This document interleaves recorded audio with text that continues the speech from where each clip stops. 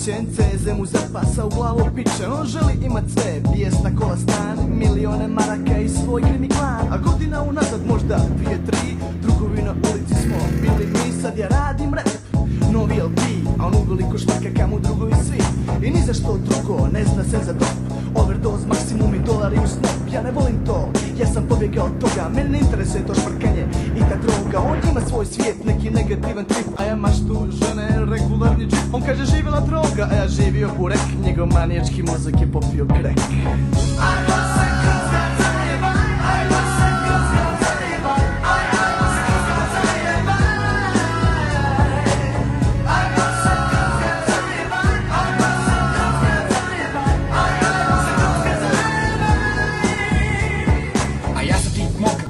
Dobar dan, cijeni život svoj, ima spokojan san. Sad i ti slušaš moju piratsku kasetu i misliš da i ja živim u ovdašnjem getu. Ali ja sam živi stvor koji mirno se budi, ne bojeći se ljudi, zlokobnja čudi. I vazda sam isti na nebu i na pisti, i bit ću takav dok me starost ne počisti. Zato mene cijeni, ja sam čisti fin, a tebe svi psuju, jesi goli sin.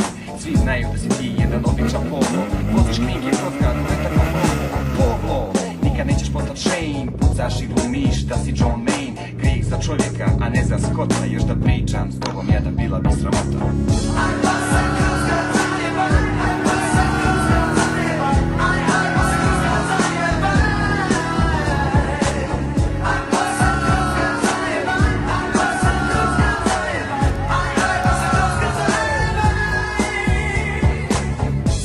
Pizdarije, po gradu se mlatiš, od silnih batina po ulici se klatiš. Misliš da si pametan, a gluci ka šupak. Tvoj idol je Al Capone, završit ćeš kod tupak. Razmisli, daj malo pokreni meni će ribe šampanjac, a tebi bum. Iako ja ne znam ko je tvoj ulični bog, ko je spreman na dil, a ko bi rogu rog. Znam da i to posapa, sve od sebe daje. Drž drugi u šaci i mnogo ne vlaje.